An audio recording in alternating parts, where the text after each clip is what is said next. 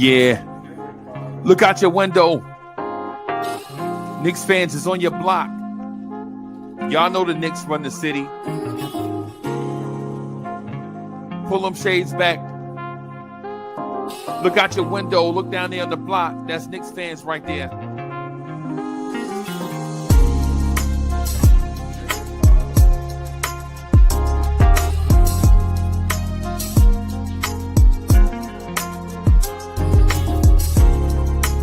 It's about that time.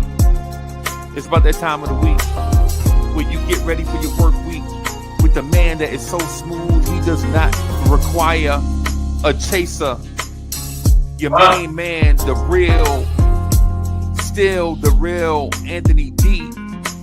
And your main man, Jersey's finest, the hood representative, Uncle Freezie.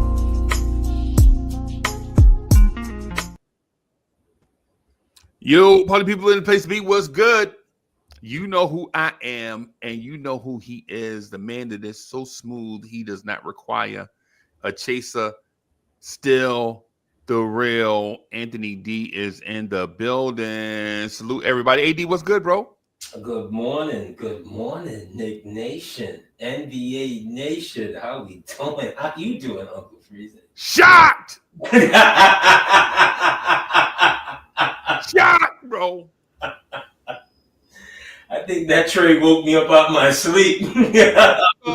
I'm telling you, my phone was just, you're getting that constant beep, beep, beep. I'm like, come on, what is this? Let a man have a moment to himself. Reach down, I'm like, what? What is going on? What's going on in the NBA universe? What's going on in the NBA universe, bro? I was shocked. I looked it over, on both sides. But from the LA side, there's probably more to come. Because LeBron can't think that you're winning it now. You've got no middle. Right. And that other guy, he needs the ball just as much as you do, if not more. Not more. So is this LA saying, LeBron, it was nice. It was nice. You and Bronny can now go be a tandem someplace else. Say la vie. Say la vie. That's what it feels. That's what it feels to me. Because why would you? That's clearly a move for the next 10 years from the Lakers side. LeBron is not going to be another 2, maybe. They both play the same position. So this tells me, it feels to me that LeBron is looking for his exit. He's going someplace else. Somebody texted me, LeBron to the Knicks. It would be a his type of thing. LeBron to the Knicks. It would be a his type of thing. We would suffer, for it, because we wouldn't know what to do with ourselves. We'd be in a state of hate, love, hate, murder, vengeance. Knicks fans wouldn't know how to take that right now. You couldn't do that. All at the same time. You couldn't do that to us. People would be tapping out. Like, what are you doing? All at the same time. But if you're the Mavs right now, and I want to be careful because Luka did help them get to a finals. Right. Luka did help them get to a Western Conference, multiple years, conference finals. Right. So on paper, it looks a lot better, but who's to say they couldn't have gotten there again? So this feels like, gosh, this has so many feelings to it. It's like, why would Luka, why would Dallas literally engage them? Why would they even? AD, I'm at a loss for words, bro. Lost. But it's ownerships around the league now. It kind of gives other teams a certain kind of bravado, like, you know what, we're just not going to put up with this anymore. Yeah. You don't want to be here. You know what? Fucking fine. Them. Okay? You don't want to be here. Bye. We're doing the best thing we could. Right. Which I think they probably could have got a little bit more as far as in draft compensation, but their front looks, if Lively gets, healthy. Yeah. And now you don't have Kyrie having to go, my turn, your turn, my turn, your turn. You know what I mean? Now you have the pick and roll. And with the wing, you still got the great from Golden State out there. I mean, now you have like your triangle looks, it looks really dangerous. So for both sides, it's just a major ripple that I couldn't dream that Dallas would make this maneuver. If you're AD, what are you looking at? Look, are you blaming LeBron and them? Are you saying, what, you guys knifed me? Yeah. It's a major effect throughout the league. Major effect throughout the league. If you're Philly right now, you're going, damn, if they could do that to Luka, shit. And B, facts. But Embiid, they can't trade. You remember he signed that extension last summer? But when the summer get here, you could be gone. You know what I'm saying? You should be gone. They could do that. I've never, and I think one of the things that probably no one wants to, put out there is that you've traded the best white player in the league, not even in his prime yet. Hey, hold on. Let me say something right here, bro. Mm-hmm. They traded the best white player ever. Right? And listen, this is not me trying to sound like an inappropriate dude, right?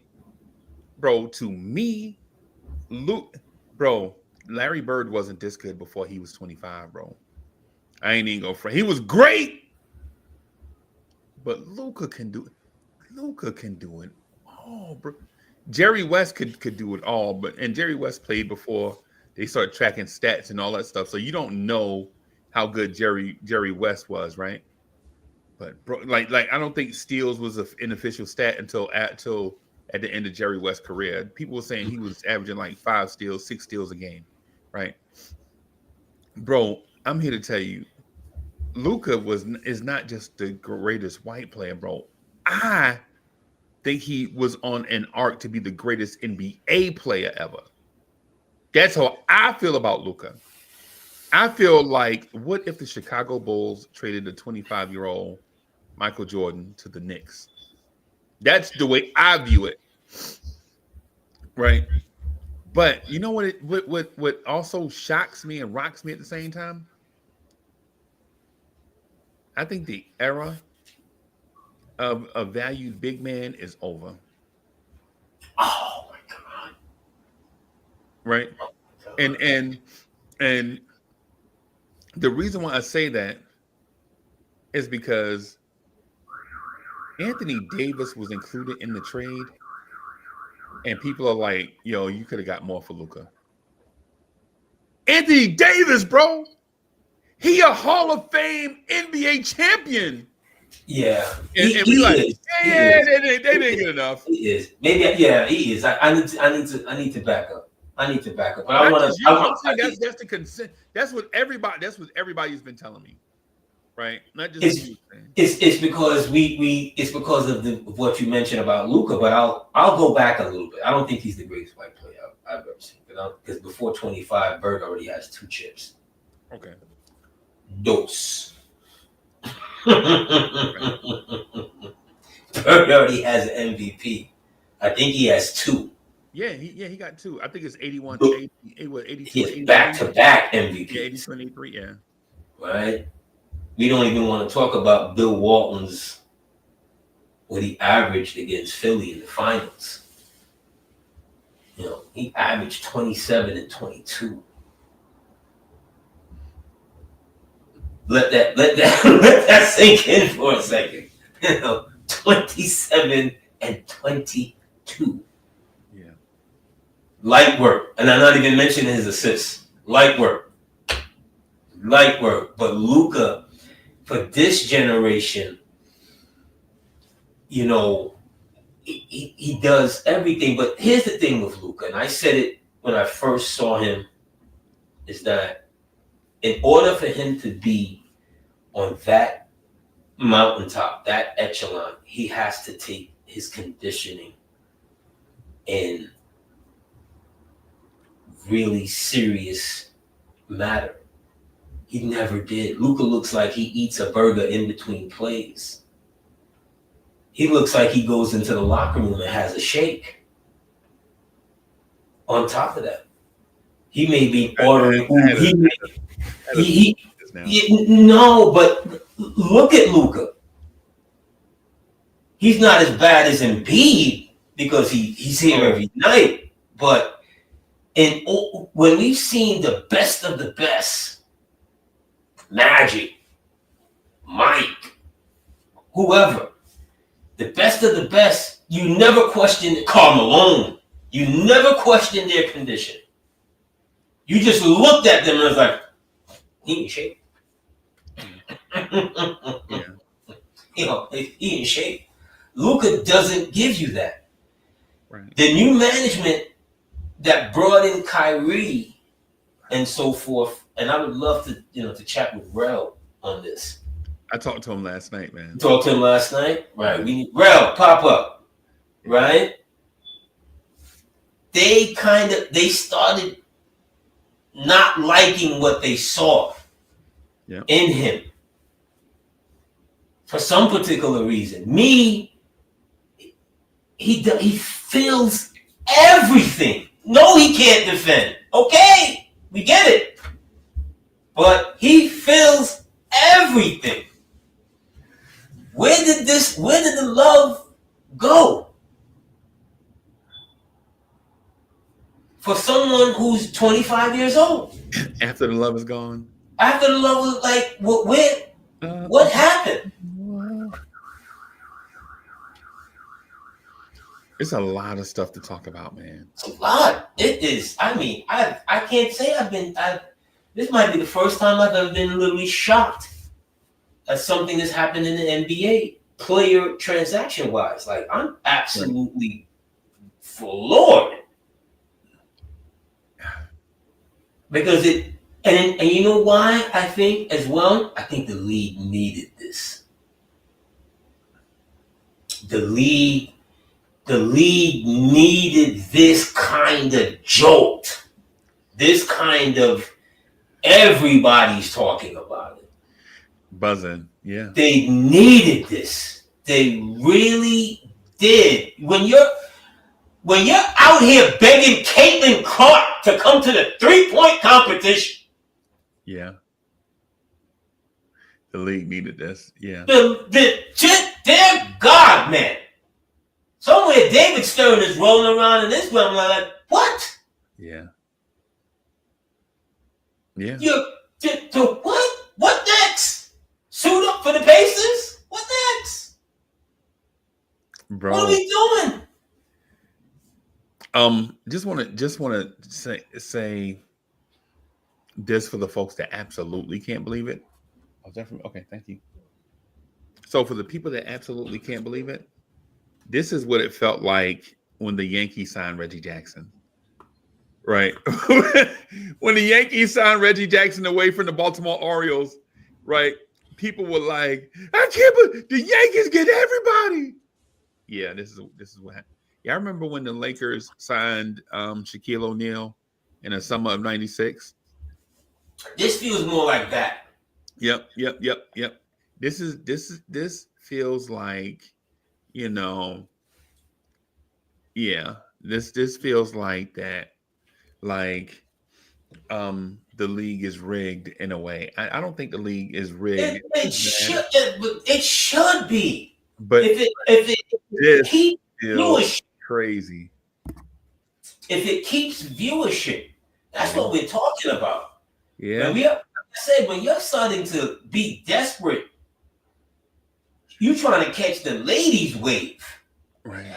Bro, this is what it would have felt like if the Knicks would have traded for Kareem. Right. The Knicks could have legit in a 2-year, was it 2-year, 3 No, years? this would have felt like if the Knicks had traded for Larry Bird. Right. Hold on. Let me finish. I just gotta this is what it would have felt like if the Knicks would have traded for Kareem and Kareem was 27 and then 2 years later accepted the Nets offer for Dr. J. Right? There was like a 3-year window when the Knicks could have legit added Dr. J and Kareem and didn't. Right? If they did, bro, you're talking about this level of buzz for the Knicks. AD, I wanted to ask you something just real quick though. But I'm gonna ask you this. I'm gonna read the super chat and then ask for your answer. If you're Knicks fans and you just watch this happen, bro, does that mean your front office is under pressure now to do something? Ralph Venture Bro Lewis, thank you for the generous contribution. He says something is not right about this trade. Yeah, I kind of figure I'm kind of into that. But let me say this to Anthony D. Is the Knicks front office now under some type of pressure to do something? Like, is that narrative out there that the Knicks are boxed in the corner now a fake narrative now that you see the Lakers pull off a trade like this during the season? I don't think it puts that kind of onus on the Knicks in that way. I think what it does is it just reinforces that anybody can be dealt. Anybody, right? So when we get bogged down into these capologists and the apron and the skirt and the nerds suit, look, I take my cue from Ike B. M. Dre when it comes to shit like that. Them dudes, they study and all that, whatever. But even through all of that, it can happen. I tell them dudes to go back to study hall. I ain't want to hear that, bro. Yeah, all the nerds go back to study hall. This is the gem. Yeah, because at the very end of the day, all what y'all telling me and whatever, well, maybe not, 2027, This is the biggest trade in the NBA I can't even remember. And it happened when the league has now adopted this new salary cap, whatever, with like I said before. So you can't tell me that something can't be done if you have willing parties that want to get it done. You know what kind of impressed me through all of this? The one organization that people say is hard to deal with was in that trade. Right there. The Utah Jazz. Right there. How y'all gonna tell me Danny Ainge be trying to scuttle anything that don't handsomely pay him, right? And then he took on all that peripheral money, right? just to be in that trade. And he didn't get nothing but a couple of second round picks and a young player. That young player ain't gonna do nothing for them. That young player ain't gonna turn they franchise around. We out here talking about the first apron and penalty and money to move and bro, they traded Luka for Anthony D at midnight on Groundhog's Day. Yep. Yeah, I ain't want to go. The calculator guys can't tell me nothing, bro. The calculator guys can't tell me nothing. They never could. Right. They never could. But so you can't tell me that what can't happen. Right. You know what I mean? So from those lens, the Knicks need something, in my opinion. In so many of our opinions, we just differ on what we think they need. Right. I would say they need the backup big. Somebody would say, nah, they need a ball handler point guard to spell Brunson. Someone said, nah, they need another wing. Okay, it's one of those three. Do something. Yeah. Could be the mandate. Yeah. Right? For me, I'm not saying it's the mandate per se, but if I'm now looking at the Lakers and Mavericks trade, okay, the Lakers, unless they do something else, have removed themselves from contention. Yeah. This year, basically. Right? Dallas, if you had to run up against Dallas now, Dallas is healthy on them. You're looking at Dallas like, Right. That's going to be a knockdown drag out. So I was looking at the chat and I think, someone said about, the Lakers stole this or whatever. Maybe time will tell that in the future. But right now, look at the Lakers roster against Dallas roster. No way you can tell me that the Lakers got a better roster today than they did yesterday. Yeah. Because they have a glaring hole in the middle. You know what? One of the other things I will say too is that only the Knicks have tremendous patience with players like that, right? Like most of these teams, bro, if you ain't doing nothing, you ain't doing that shit here. Right?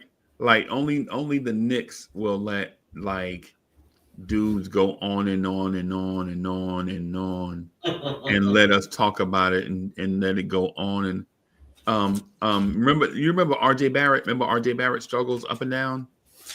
Bro, if RJ and I like RJ Barrett, right? Y'all know I love RJ Barrett.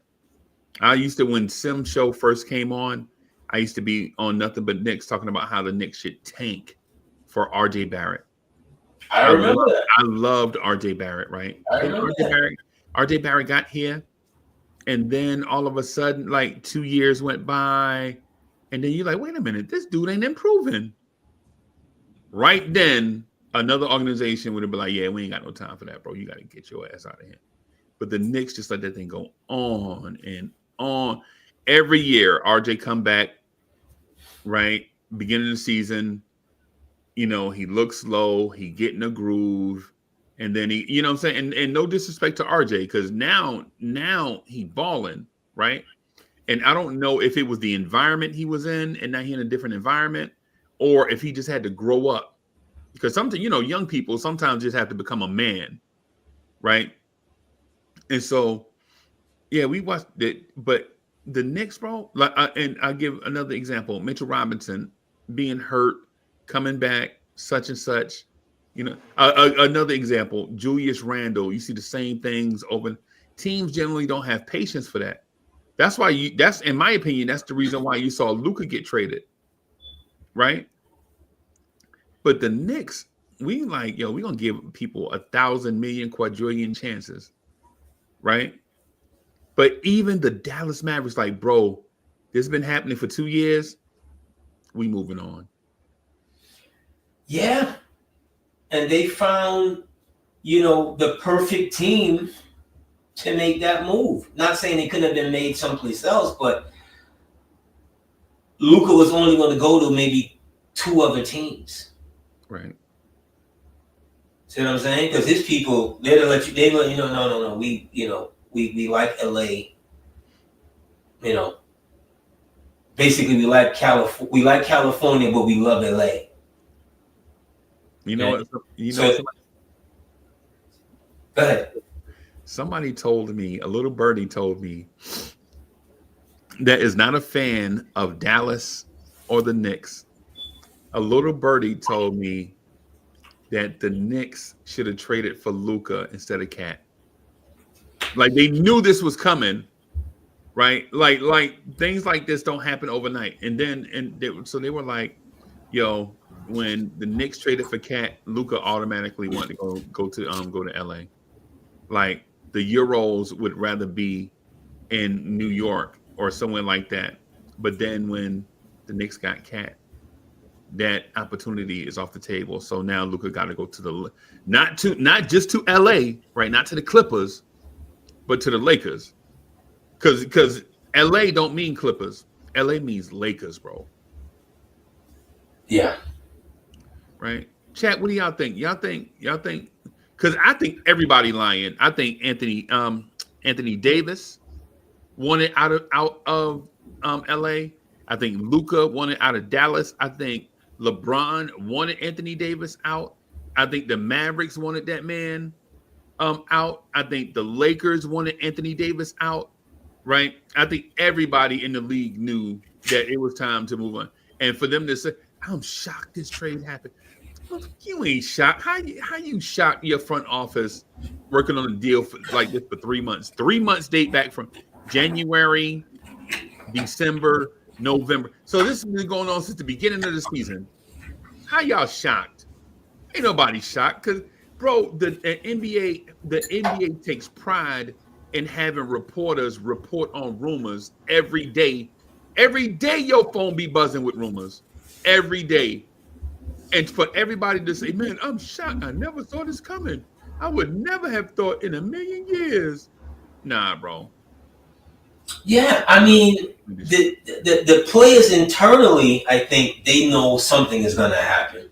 Right. Because AD's not playing in New York. Right? Yeah.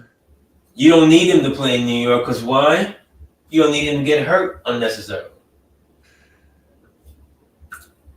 You know, whatever little nagging thing that he has, believe me, by the time he gets to Dallas or whatever, it'll be fixed.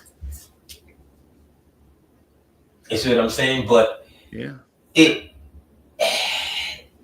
just one of those things where everyone is tired of each other now. And those things happens. And that happens.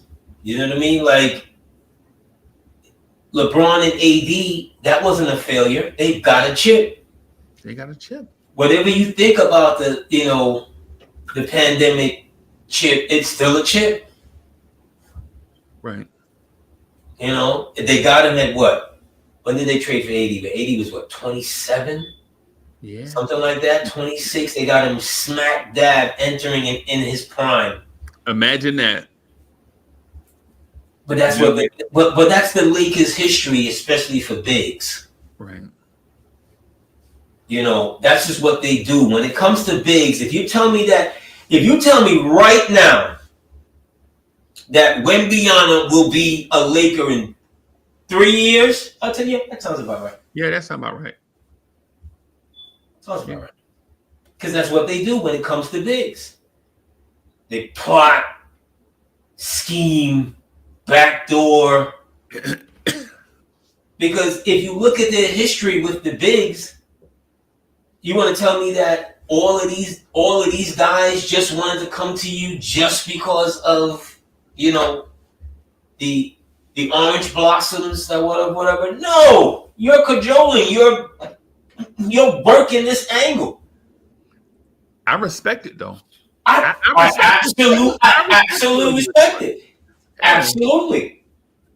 Yeah. Down to Eldon Campbell was on their team. Yeah. Yeah. Vladi was on their team. Yeah. Yeah. So they have an affinity for the big that most NBA teams, not to say that wouldn't want it, but they actually executed the moves to get some of the best, the greatest bigs in the history of the game. Right. Right. I'm trying to figure out how this affects the Knicks, bro. Because I think there is an effect in place. I think there is a Knicks effect in place. I think there's a butterfly effect in place. What do the Knicks do now? Lock and load. It's lock and load, Freezie. Yeah. Yeah. It's eye popping and but it's not in your conference. Mm. See what I'm saying? Their trade did nothing to stop you from getting to the Eastern Conference Finals and to the finals. What you're looking at right now is Boston possibly going to make a move? Philly's definitely thinking about making a move. Yeah. Because they're not punting on the season. You can tell. They bring back Embiid once every 7 games. They're not punting on it. So is Milwaukee going to punt on it? No. Not with Freak there. So one of these teams are possibly going to make a move to solidify their position. That's who you need to worry about. Yeah. Do you now worry about guys like Giannis now being traded? Yes. Oh. Yes. Oh. And if you're the Knicks, the question now is, okay, so let's get there. Let's unpack the groceries. Yeah. Yeah. Milwaukee keeps going where they're going. And if Giannis is going to get traded, and you're sitting there, if you're the Knicks, do you let that go down? Hell no. Okay. Well, you know what? See, that's what the Luka and AD trade now gives the rest of the league. If you're Milwaukee, Giannis is probably telling you, like, look, this team is not good enough. Okay? You need to do something. What can Milwaukee really do? Who's taking Middleton as the centerpiece to a deal to give you back what you necessarily need? He could literally do a Luka. It's not the first time a 7-footer did this to Milwaukee. And it won't be the last.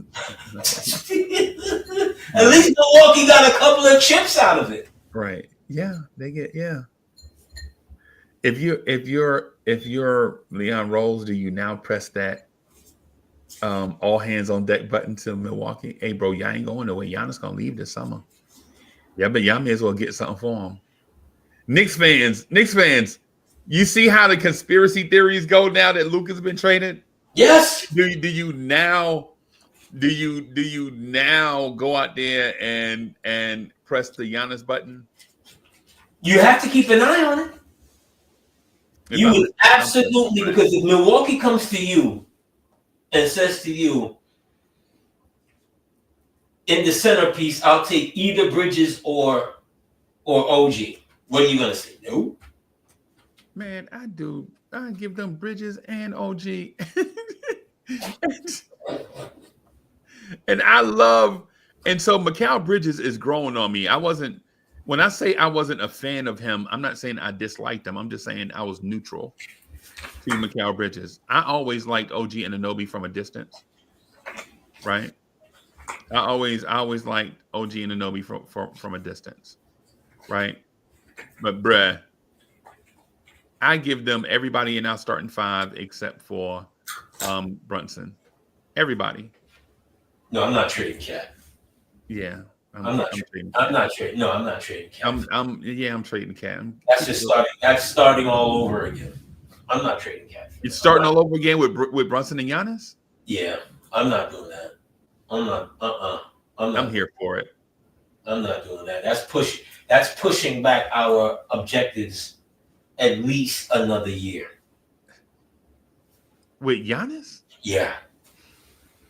On paper it looks. If I'm doing that, if I'm doing that, I want Brunson, Giannis, Cat.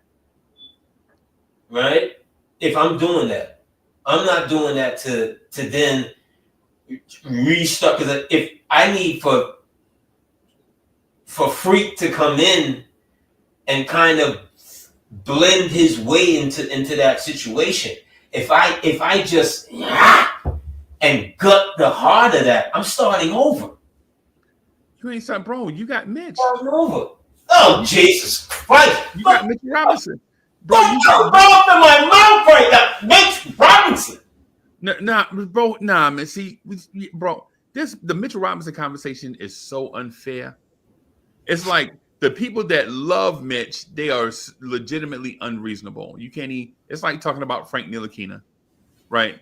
But the people that hate Mitch, they like, yo, Mitch shouldn't even be in the NBA anyway, right? And that's unreasonable. What I'm saying, bro, is Brunson, Mitchell Robinson, and Giannis is a very nice place to start, because that means all you have to do is go out and get them wing players to surround them. Yeah, but that's the easy part. No, Freezie, because here's what you just did. Your two front court guys can't shoot. Let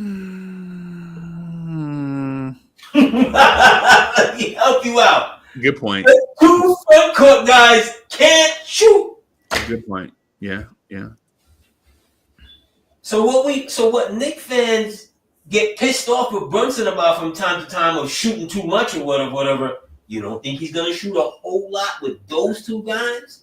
Yeah. In the lineup? You have to. Yeah. You want to be on camera? Come on. You want to put it right? Come on, put it right here. You see what I'm saying, Knicks fans? Then you look into the chat real quick. Let's go. Hey, say hello. Hello. All right. Get out of here. You hogging the camera time. East Brew. Absolutely. It's true, but we really got to move him for a better pick. I mean, yeah. See what I'm saying? I wouldn't do that. If I'm doing that, I want to keep my two foundational pieces for him to come in with that. Bro, you keeping it a stack. I would trade Brunson for Giannis. I don't want to. But this is Giannis we talking about, bro. This is Giannis we talking about, bro. We talking about a top 20 player of all time. Bro, we're not talking about just a random dude. Who's getting him the ball? Me, you and I are the backcourt. Running gun? Running gun. I'm gonna give you the strongest 3 minutes you ever seen in your life, bro. I'm gonna give you a good 2.5. Right, bro. And when I come off the floor, I'm putting my warm-ups on. Matter of fact, when I come off the court, I'm putting my street clothes on. I'm gonna have my Perry Ellis and Wallabies right there on the bench. Right there. No, but I couldn't do that. Yes, Giannis. I mean, come on. It's better player, yes, but we're talking about fit. We're talking about which piece is more important at this time. It wouldn't be Giannis for the Knicks, no.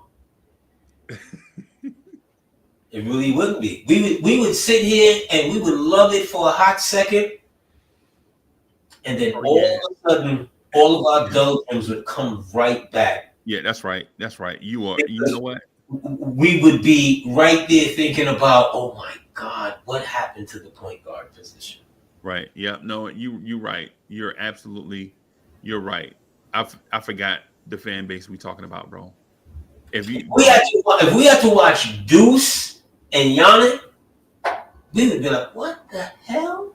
yeah, you know Love what? Deuce, but I don't need him in that lead role. Can't handle it. Nah, you're absolutely. As a matter of fact, you're absolutely right. You gotta relax. Yeah, If he's no, you're going right. that Brunson is selfish and ball hogging, yeah, Jimmy. I'm sorry you feel that way, my guy.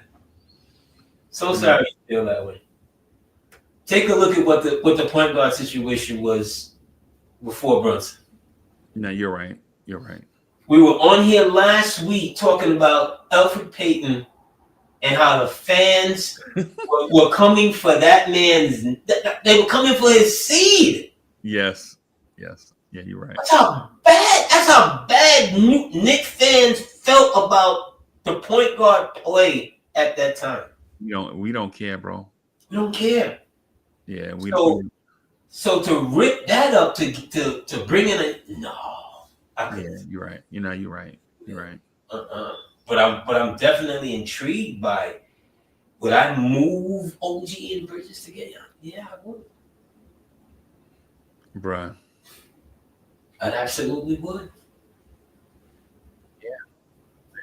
I was just Because that's a game changer. But that's what this Luka and his AD thing has now done to people. Now done to teams. Like, whoa, there's possibilities out here. I'm thinking that AD now the Knicks front office has to go absolutely all in. Last night when this occurred, and for since the cat trade, since the Karl Anthony Towns trade, I was like, I don't want the Knicks to do any trades. Right? For once, put your hands in your pocket. Right? Right? For once, I'm thinking the Knicks front office should put their hands in their pocket. That's it. Mm-hmm. Nothing. Right? Let this team figure it out. Give them time to figure things out. And I know the one thing that NBA players and professional athletes have is time. You can't take it for granted because just look at DeJounte Murray. You think you have time? Then you blow your Achilles out. And then by the time DeJounte Murray gets back, he's going to be a 28-year-old former athletic point guard on a torn Achilles who has to try to figure out how to be great without the athleticism he once had. Right? Because of age and injury. Yeah. Right? Like, so what is DeJounte Murray going to be when he gets back from his torn Achilles? He used to be an explosive athlete when he was in his early 20s. By the time he gets back 2 years from now, when he's fully recovered, he's going to be robbed of athleticism and age. It happens. Look at now with the Mavs from Golden State. His name is skipping me. I don't know why his name is skipping me today. Klay Thompson. Yeah, Klay's name is skipping me today. It took those injuries just completely robbed him. Yeah, they won another chip. Yeah, he was a part of it, but it robbed him. Because remember, he had missed 2 years. So we ain't talking about he came back 1 year and rehabbed another year. Nah, he missed 2 solid years. Yeah. Yeah. Yeah. So you're right. What could he be when he comes back? That's the reason why I say if you're the Knicks at this trade deadline, you got to say, fuck them kids and go all in right now because you don't know what the future is going to be like. Right? You got to be like. I said it a few weeks ago, and people like in chat that yeah, I like Donnie A, bro. But you know what can you want to trade? Puck him. But you know what I like more than Pacom Donnie though? The same thing everybody else might want to talk about. A championship. Yeah.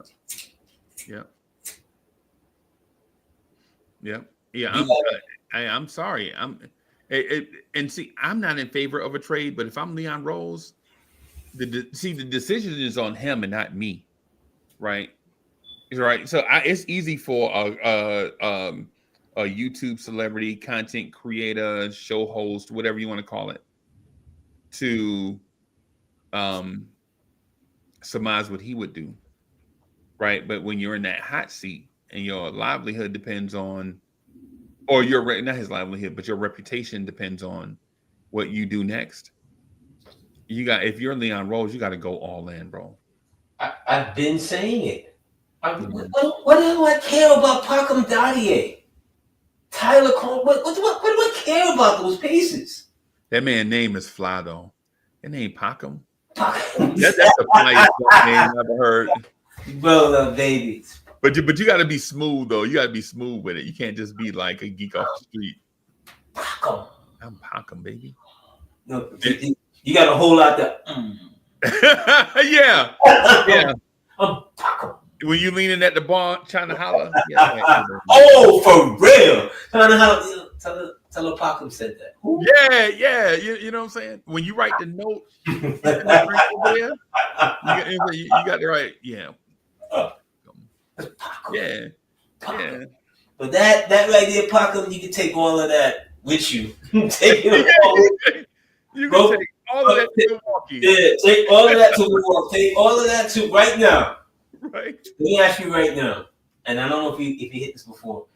Would you take back your ham sandwich, Grimes? Which I know that Dallas is not doing that now, but would you take back Grimes? You know how I feel about light-skinned people, bro. Y'all know how I feel about these beige. You know what I'm saying? Y'all know how I feel about these beige dudes, bro. The beige migraine, they never did you anything. Yeah, you know how I feel about these khaki colored dudes, bro. No, for real, but no, bro. Because the New York thing is if you can make it here, you can make it anywhere. I know that's real. Right? I know that's real. Some people can't play in New York City, bro. It's a thing, and I didn't make it up. It's real, right? This is real, right? Because I've been keeping an eye on him, and maybe I'm at fault because I've always liked the kid. Like him coming out of college, and I looked at him this year, and I saw some of the things he's done this year, and I'm like, wow, he's really grown, but he's in the right situation. He's on a team that's on the verge of possibly doing something. But just as a player, could he come back here? No, hell no. I think he could. No, that won't good. And AD, you ain't so you hadn't been, so you don't know his people hate me, right? You not get hate mail from them, from Quentin Grimes people.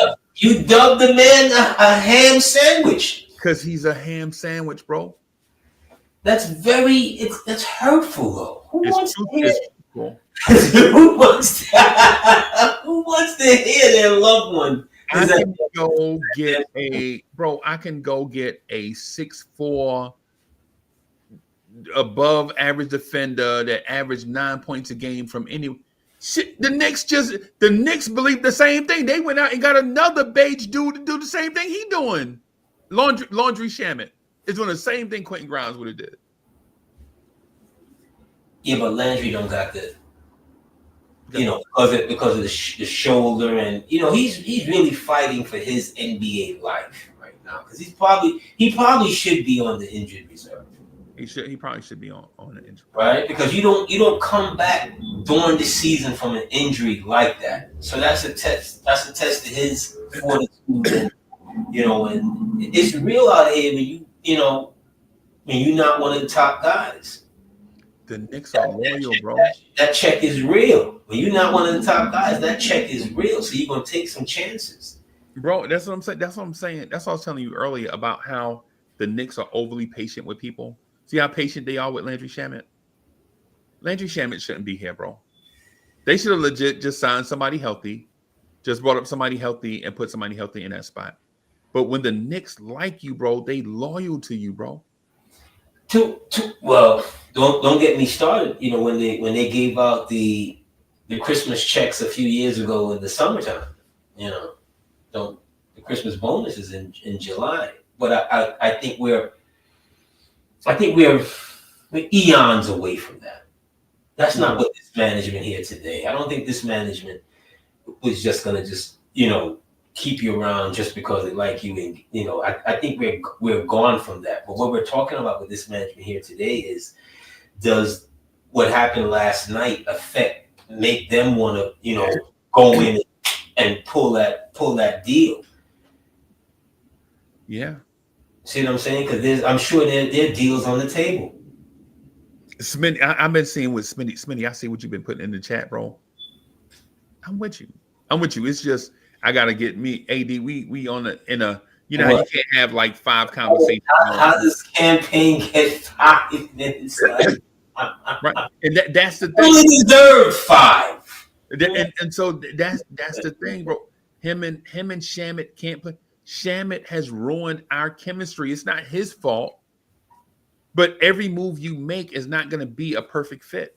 And I understand that they want to give Landry Shamet some time to get into the flow.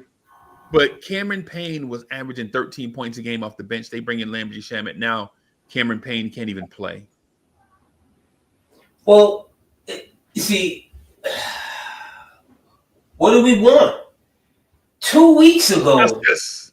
We want it now. Yeah. Assalamu alaikum. But 2 weeks ago, the Minutes Police, which you were a part of, was saying, we got to get this guy some more minutes. We got to get that guy some more minutes. And then we give him some more minutes. And we're like, all right, maybe we should. All right, maybe you're not the guy. My thing is, all right, so I'm going to say this in a very stark way, but everybody just bear with me as I be a truth teller and a resolver at the same time. You do bees that. Yeah. So here's the thing. Jalen Brunson is small and unathletic. And so his defense is subpar most times. Right. And then one of his backups, Deuce McBride, is a very small wing player. Right. So when you're facing that, you can't just go out and get the regular type player. You have to go get an extraordinary player to go with them. Right. So if you know that those are some of Jalen Brunson's flaws, right? Because the other things he does are great, fantastic. Right. Jalen Brunson is an all-star starter, right? But some of the downside to Brunson is he's small and he's not the best athlete. And so you have to make up for that with other guys that complement him. And it's the same thing with Deuce. Deuce McBride is more of a tiny wing player than he is a tiny point guard. And so with that said, that means if you value Deuce, that means in order to complement Deuce, you can't complement Deuce with a dude the same size he is that that just shoots. You have to have size to go with Deuce on the floor. So if you have Deuce, now you have to have a very tall, athletic wing that can create for himself. Kind of like the perfect fit, in my opinion, would have been Deuce McBride and Alec Burks, or Alec Burks archetype, right? Alec Burks is probably too old for this conversation, but I'm talking about the archetype of player. Alex is 32 years old. Even he's too old. Right. Well, yeah. Well, yeah. Good point. And so my thing is when you have Deuce and Shamet on the floor with Payne, you have 3 dudes 6'4" and under. You have 6'4", 6'3", 6'2". Right. And then when they go up against these teams that have so much size, you're like, which one of these dudes can play with the starters? You can't play Landry Shamet with the starters because he looks terrible. He's a bench player. You can play Cameron Payne with the starters, but then you neutralize what he does best. That's score the basketball and assist. Because with Jalen Brunson on the floor, Cam Payne is not going to touch it. Right? So if you know those two dudes have to come off the bench, then what do you do with Deuce? Is Deuce good enough to play with the starters? You're like, and Deuce is good enough to play with the starters, but which starter are you going to sit in order for Deuce to play? Right? So that puts you in that conundrum. So if you have 3 small guards that all deserve minutes, right, and you have them coming off the bench, does that combination work? Well, it works some nights, and some nights it doesn't. Like last night, Cameron Payne and Landry Shamet, it didn't work against the Lakers and all that size. Right? That's where we are with it. So I'm not knocking our players. I'm just being a realist. Right? Right. So for instance, like me, I'm a charismatic guy, but I'm not handsome, right? So I have to keep a beautiful lady on my elbow, right? To make up for to be the jelly to this peanut butter. The right? Lady in the beast. Yeah, lady in the trap. Yeah.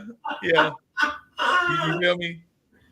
You feel me? So it's like one of those things. It's like you have to find a compliment for those guys, and is finding a compliment an easy thing to do? Nah, not really. Not really. But you have to at least embark on that task, in my opinion. More sides. Everybody, it's such a glaring need that even the folks that are not as in tuned with basketball, like, yeah, now you got to make that move, bro. You got to find a compliment to Cameron Payne and Deuce McBride, and you have to do it like people used to say in the 80s, on the double. Back in the 70s, they used to say this word called pronto. So pronto. I agree with you, Freezie, but again, it just rolls back to, are they going to do something? When's the trading deadline? What, Tuesday? Thursday at 3:00?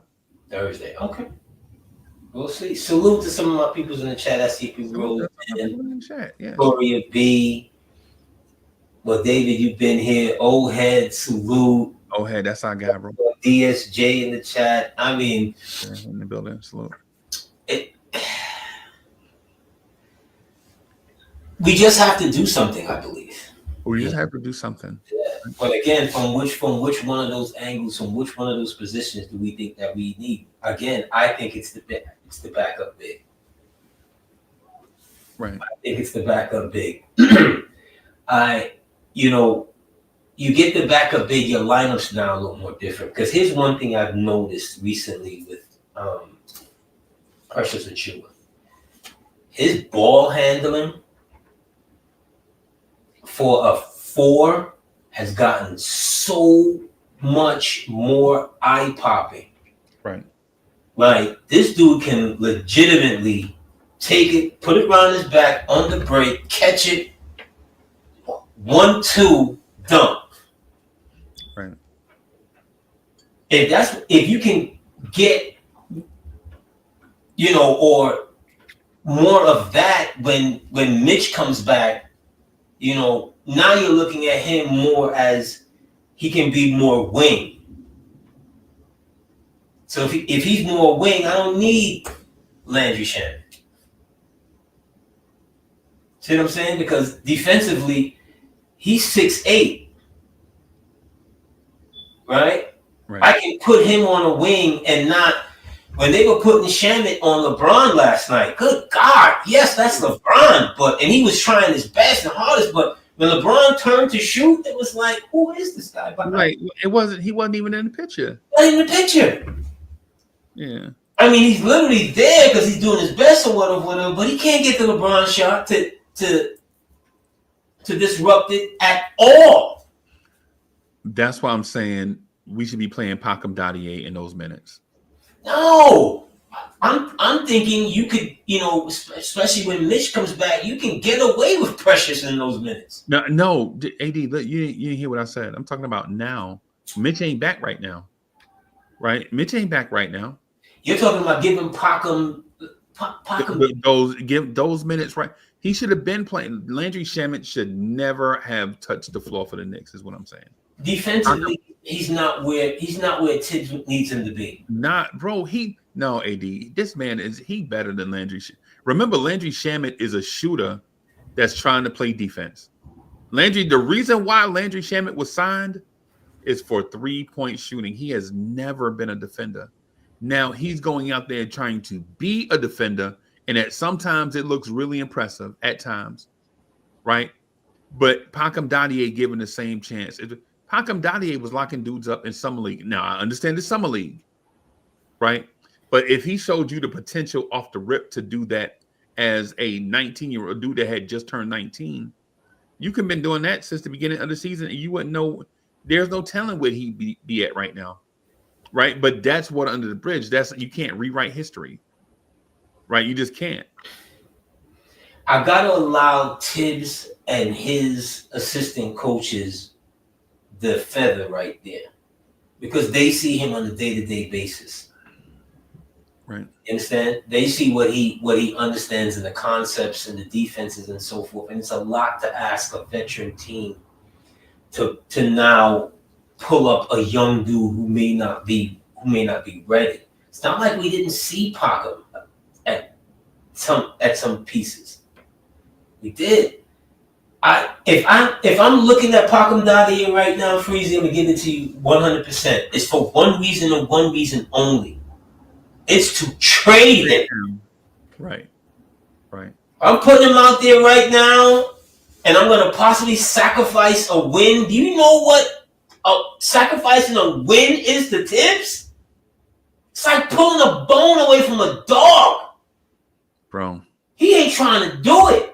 So if I'm doing that, it's for one reason only.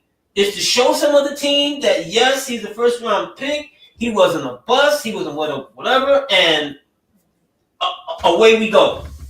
Right. And so everybody, everybody, I know Pacom Dadier is out with a toe injury. I understand that. I'm not talking about I'm not talking about yesterday. I'm talking about since the beginning, since we were waiting on Landry Shamet to come back, is what I mean. Like, we legit are so patient with certain players, bro. Like, we legit, what did the Knicks organization owe Landry Shamet for them to wait so long? Nothing, right? The Knicks didn't owe Landry Shamet a thing. But we do that, bro. We will bend over backwards and commit loyalty to. What does that tell you? What they feel about Dadier? They just feel like he's ready. Okay, so if you're willing to wait for a dude with an injury that probably shouldn't be playing, what the hell does that say to you about Dadier? Yeah, what does that say about Tibbs?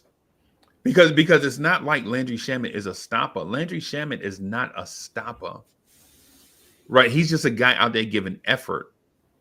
That's all he is. His defense is not elite or even good. Yeah, but in this moment, for this particular situation right here, I gotta believe that I gotta side with Tibbs here because he sees him and the coaches, they see Dadier on a day-to-day basis. They don't believe then that tells me something about Dadier. They don't believe he's ready. Yeah, he's 19, bro. I think he may have turned 20. I think he may have turned 20. I think he's 19 though. I think he's so management. If Tibbs is doing this should tell management, look, I don't have no need for the moppy floppy head dude. Yeah. Go out and get me something I can use. Okay, you want me to lessen the minutes and whatever? Okay, go out and get me somebody that I could use that can help me do that. AD, this dude is so. Guess when this dude will turn 20? When next year? This dude turns 20 at the end of July. This dude is so young, bro. I'm embarrassed to even be saying Malcolm Dottier is so what young. What are you talking about? He won't even be 19. No, we can't have. If we saw this man in 10 straight games, you know what we'd be like, yo, look. Nah, man. The talent is there. The talent is there. His basketball IQ is the experience level is not there. Tibbs ain't gonna play him because he's not experienced. That's the thing. It's not like Malcolm Dottier is. Malcolm Dottier is a first round pick. You don't get drafted in the first round if you're not talented, right? As Jalen Brunson, he was super talented. Won the Naismith Award, won the national championship, and he went in the second round. Wow. Right. Because he didn't have the measurables. This kid, Dottier, has all the measurables. And I don't give a damn about measurables. Okay? Frank Ntilikina had all the measurables. Right. Frank could jump out the gym. His wingspan was longer than his height. Remember when they said that man speaks 7 languages? I was like, they said Frank Ntilikina speaks 7. I was like, what does that have to do with 3-point shooting? When we start looking at teams, because everything is a copycat, and they're going for prototype, and this guy is 6'8", 6'9", can handle, can this, can that, but can he play? Right. Can he score when you need him to? Right. What's his defined role? How is he helping the team? Right. A lot of these guys from college, I remember when the Nets brought in Dennis Hobson. Oh, was it 1987? Right? Dennis Hobson is like I think he was the #1 scorer in the nation. Yeah. Smooth, could handle. Yeah. He even got a little bit, I want to liken him to like RJ. Right? He gets incrementally better. Than RJ though, because he could handle better than RJ could. And he could keep than RJ, but he gets incrementally better with them. Yeah. When they traded him, it's like, well, why are you trading him when he's getting better? Right. But he was never going to be that guy he was in college. It's a different game. Right. And if you're the Knicks to the Nets, you're not even in that position where you could have time to sit around and devote to this dude's development right now. You're on 2 different tracks. Right. What are we talking about? AD, because he's the #1 pick does not mean he's ready. I thought that man was 6'7", bro. He was 6'5". Who? Dennis Hobson. Yeah. I thought he was 6'7". Because in my mind, when you said his name, I was like, why did they draft him and Chris Morris back to back? You remember Chris Morris? Yeah. Yeah. I think they're wrong. I think he was like 6'7". I remember him being being taller, right? Yeah, I think he was. Reference says he was 6'5". No, I think he's taller. I thought he was 6'7". That's he's taller than that. He's definitely taller than that. But a lot of these guys, you draft them, you bring them in. The Nets drafted #1 Dwayne Shinsis. Oh God, can't play. I know basketball. Yeah, people don't remember Dwayne Shinsis from Florida. Yeah. How could you look at this dude from what he was in Florida, just his physical conditioning and what you were hearing about him, and think that this kind of a player was going to be able to contribute solid winning basketball to a team? Then they drafted Yinka the Stinker, rest in peace. Yinka Dare. Right. Hey, Uwe Blab. That's all I got to say. There's a lot of these guys. Miami, do you remember when Miami drafted Bimbo Coles?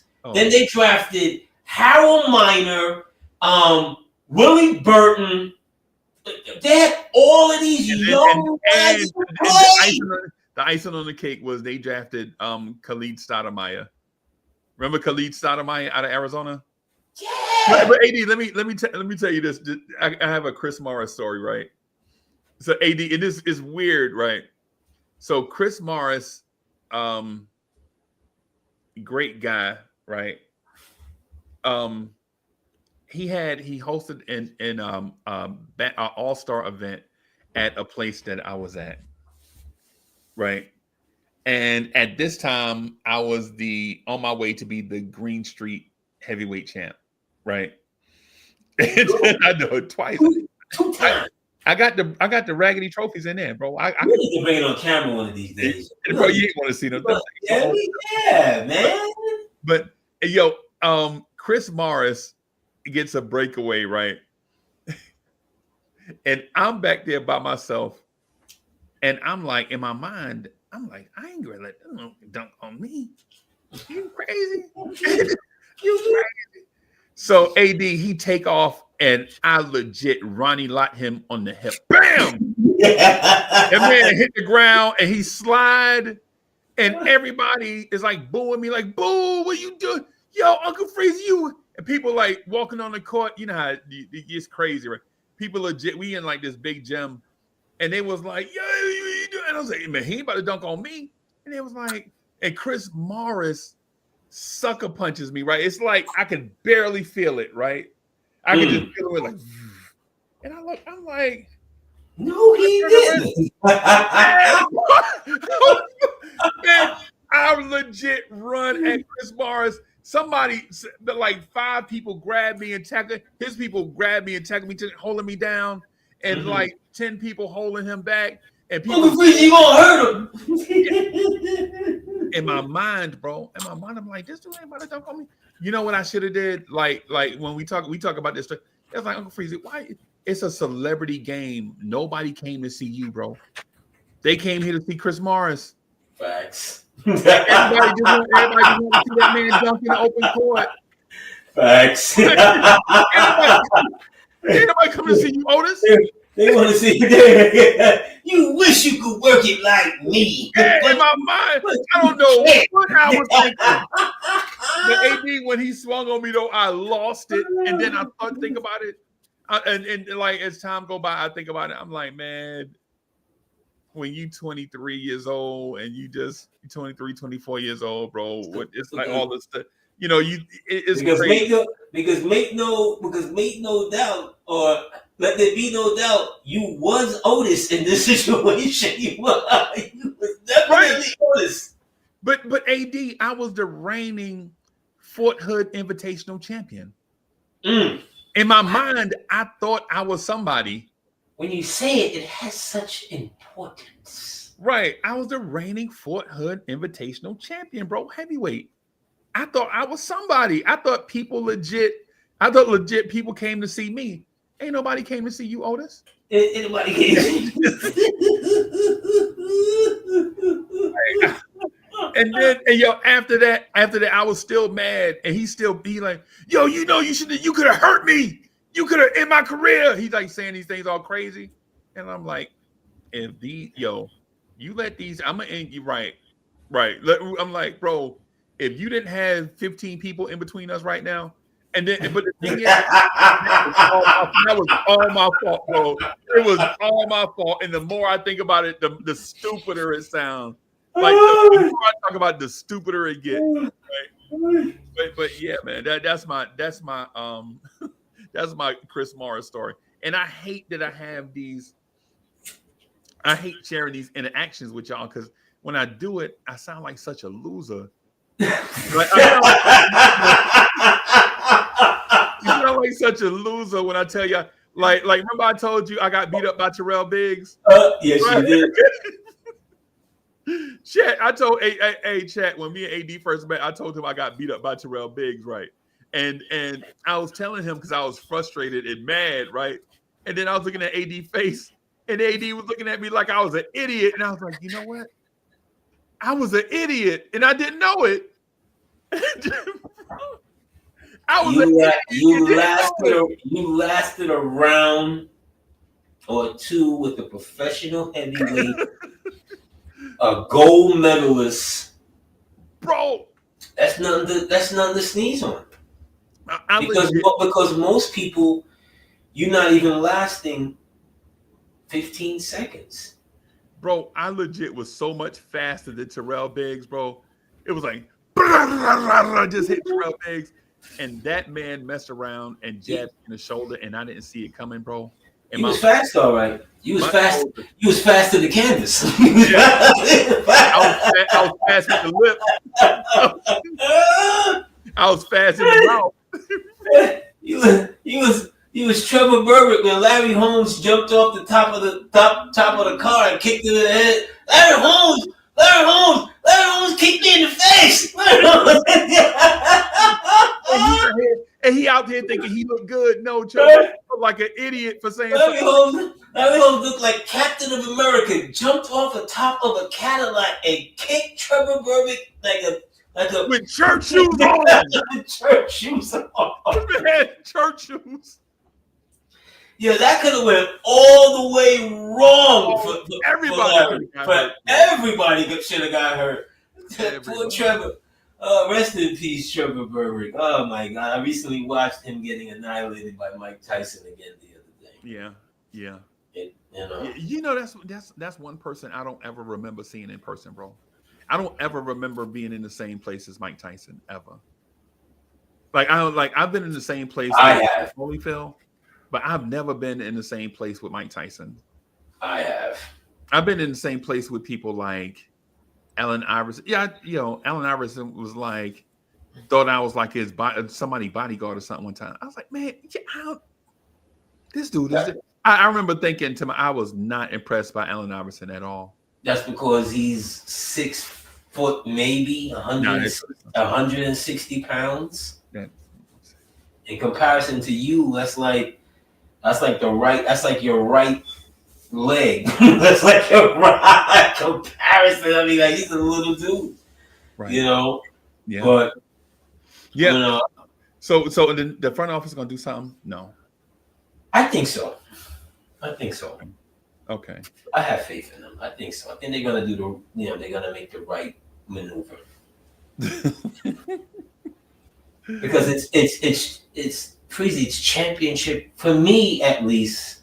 And I know we laugh and we joke and we try and take down the temperature for Knicks fans not to want to go jump off the nearest bridge and whatever. But for me, it's championship or bust. Right. And that's the case for every degree of Knicks fan. If you're a Knicks fan right now, regardless to what degree, whether you're new at this, whether you've been a Knicks fan since the 80s, whether you're an old Knicks fan or a young Knicks fan, whether you're a rich Knicks fan, a wealthy Knicks fan, or somebody just getting by, to me, in my opinion, there is no window, right? It's now. Right, it's now. Right, I think Tom Thibodeau has the perfect roster to win a championship with if he plays his cards right. And like I've been saying this for weeks now. I think Tom Thibodeau is holding all of his low spades to the end when he should be playing those low spades early, so they don't get gobbled up by them big spades, right? Like Tibbs did have all these low aces, all these low spades, and he holding them. Who's a low spade? Cameron Payne. Okay. See, here's my thing with Cameron. I like Cameron Payne, but Cameron Payne to me is like the ultimate energy dude. When things are breaking down and you need to get the ball to Cat. And I've seen this a lot out of him. He can't get the ball to Cat when he needs to. See what I'm saying? He's more so of when the pace is speeding up and he can, rattle off that very awkward 3-point shot. Right. When the energy's up and then the sidewinder. Yeah, the sidewinder when he can get it up. I'm not looking at him to lead me in half-court offense. See what I'm saying? Because that's the thing is him and Deuce are not good at that. Right. They're not good at facilitating the half-court offense. Can Deuce get his shot? Yes. Yeah. But that's his shot. You see what I'm saying? It's almost at times, and I've seen Tibbs do this, where he won't necessarily have Brunson and Cat out at the same time. Yeah. But when it's Cat being out, well, when it's Brunson being out and it's Cat there, it's a difficulty getting Cat the ball. Right. Right. See, that's the issue. So if they were to make a trade and I don't know, whatever, get a better point guard right. on the backup, would I be upset at it? No, because I believe the way to the championship is through Cat.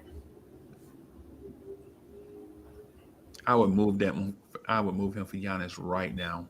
I wouldn't. Yeah, man. I think the best of Giannis, and this is no knock on Giannis, I think we've seen the best of Giannis. Ooh. I think we've seen the best of Giannis. I think we have. I think, and that's now. There's no knock on Giannis. You're telling me they're the same age, dog. Yeah, but I think Cat is at a point where Cat has a lot more to prove than Giannis does. Only Giannis knows his internal fortitude and what, how much another championship really means to him. I think right now, Cat, with his hometown team, the championship means everything, right? Or it should mean everything. I don't want to throw something on someone, and that's not really what he's thinking, but from what I've seen so far, I think the championship means everything. So he's reaching for something. Cat's already attained. Cat's already been to the mountaintop. Cat has already been to the mountaintop? No, excuse me. I mean, Freak has already been to the mountaintop. Right. Okay. So in theory, better player, is Giannis a better player than Cat? Yeah. But I like in today's game, your big has to be able to shoot. And so AD, my thing is with Cat is, y'all know how much I love Randall, right? And so I'm still kind of warming up to Cat. I like Cat's offensive arsenal, but Dante and Randall were my guys, bro. And it's not like it take me a long time to warm up to it, because Dante was only here for a year, right? And by this time last year, Dante was my favorite Knick, or close to it, right? But my thing with Cat is I like Cat. I don't know if he's my heartstring. And see, when I get a heartstring, bro, you can't tell me nothing about a heart. When I get a heartstring, you can't tell me nothing.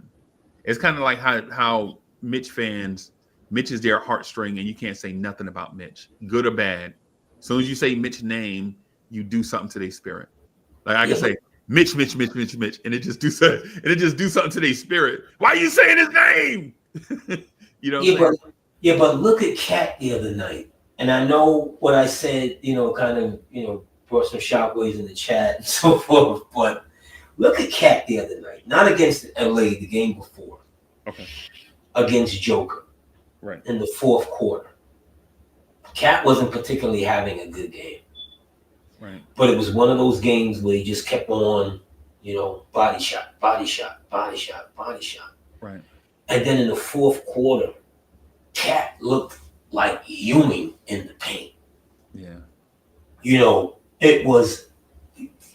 He was the bully. Yeah. I can't remember who was it from Denver that came that swooped across and looked like this was going to be a layup. And Cat caught that on the backboard. Ha-ya! And it was like a whole different demeanor with them in the middle. Because he wasn't making the dumb foul. Right. The reach. Or he does this little thing where he thinks that the referee doesn't see the hip check. I'm like, dude, you're a 7 feet man. It's pretty hard not to see you doing the hip check. Yeah, I feel you on that, AD. I think Cat get a bad whistle. he gets a bad whistle, right? And I agree with you, but here's what I mean offense and defense, bro. Okay, but I'm talking about from the defensive side. Okay. From the defensive side, Cat is not naturally fleet of foot. Okay. So he has to work at it that much more. He has to work it. Can he work right? it? But in that fourth quarter, yeah. in that fourth quarter against the best player in the game, because make no doubt about it, Joker's the best player in the game. Yeah. In the fourth quarter, it was Cat who was the best player in the game. And in the game 7 last summer, in the game 7, Denver and Minnesota, Cat dominated Jokic. People forget. That's what I'm saying, AD. I feel you, right? I'm not saying that you're wrong. Like, you don't have to convince me. It's not a talent thing or an ability thing.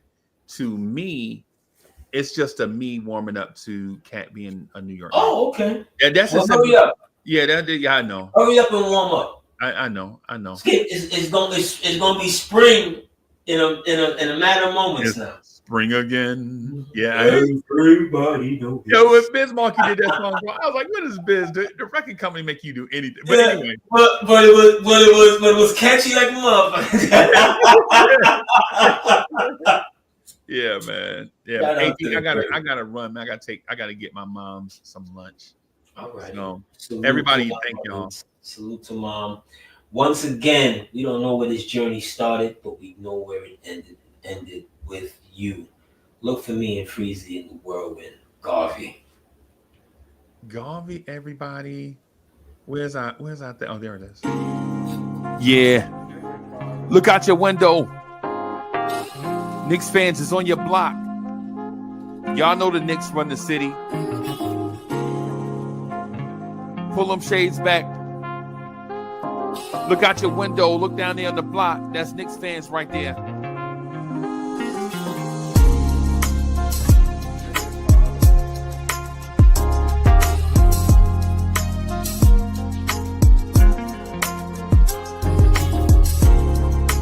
It's about that time. It's about that time of the week where you get ready for your work week with the man that is so smooth he does not require a chaser. Your main man, the real Anthony D. And your man.